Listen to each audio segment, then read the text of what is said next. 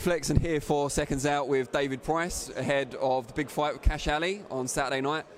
Press conference, the side of you we don't often see, pretty fiery, pretty assertive, I think it's fair to say. What brought that out? He brought it out. He got asked a question off Eddie Hearn, just a simple question, and he just started getting excited and telling me he was coming for me because he had nothing else to say. It was probably his nerves, really, to be honest. And I had intentions of saying a few things to him today anyway because of what I've seen and read in the build-up, you know. But he just set off. So that was it. We went back and forth, but I think it was a mixture of nerves on his part and his team trying to tell him to get into my head, thinking it'd be some type of one-up on me, because people confuse a nice person with a soft person.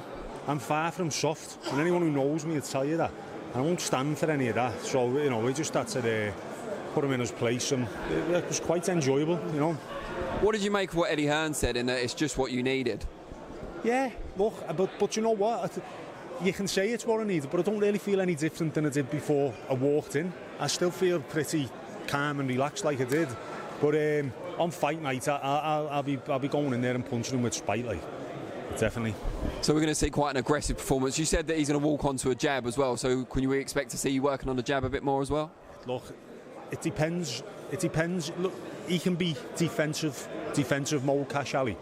Even though he's 15-0, he's had fights in four-round fights where he hasn't really thrown a punch till the fourth round and managed to win.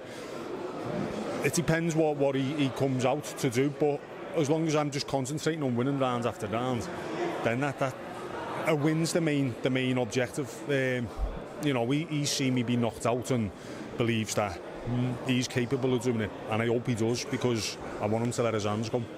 You said that he's fought no one. I think you're only his third opponent with a winning record, and the other two, like Dave Howe, who gets stopped a lot these days, and someone who was 1-0 coming in. So this is a massive leap for him. Do you think mentally that's going to be a problem for him? I think so. I mean, he's like I said, he's like a serial sparring partner, Kash Ali, and it's whether he can get out of that mould. And if he does, that's what I want. It is a step up, levels-wise.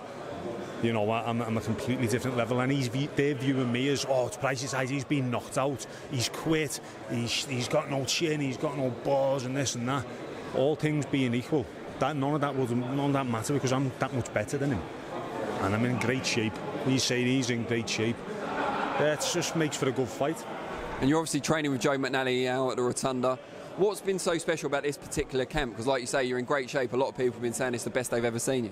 Well, I had a fortnight off after my last fight in December, and just got straight through into my cardio that I was doing some great conditioning work with me strength conditioning trainer Elliot Hall. And in the gym, you know, I'm happy in the gym. Everything's good, everything's going well, I'm healthy. Things are good, so, you know, there's no reason why it can't be a really good performance from me. And without looking too far past Kash Ali, what's the future for you 2019? Where do you want to go? How many more fights and who against? I'd like to get another 2 or 3 fights in this year, I suppose. You know, Dave Allen's fighting Lucas Browne next month. That'd be interesting to see who wins that and whether we could make that fight. I don't think that'd be difficult to make. There's loads out there, and there's content needed with all these broadcasters. They need heavyweights, they need fighters, so, you know, there's opportunities are going to be there. Would we see you maybe going over to the US this year? Because as you point out, there's a lot of the zone time that needs to be filled as well. If the right fights present themselves, but I've got to play my cards right. I've got to take fights that I believe are in my favour, at least on paper, until I'm getting paid enough to go, okay, I'll go in as the underdog, and I am up against it, but at least if I don't come out on top, I'll get compensated well for it. So that I've just got to play things right in that. Is fighting in the US in a pretty big fight, is that kind of something you want to tick off your list? Is it an ambition of yours? Do you know what? As of now, Danny, it's just winning and getting another fight is the carrot dangling for me, because I want to go back into training camp and prepare for a fight and have that buzz again, and that's the reward for a win on Saturday, and that's how I'm just going to take it each fight. I'm not looking too far, but you know, I'm excited about that feeling where you're getting back in the gym. You know you've got a fight in 8 weeks, and you can start refocusing. And I'm looking forward to feeling that again after Saturday. Brilliant. Well, we wish you the very best of luck, and probably won't need it, but you know, and yeah, we look forward to watching it. Thanks, Dan. Cheers.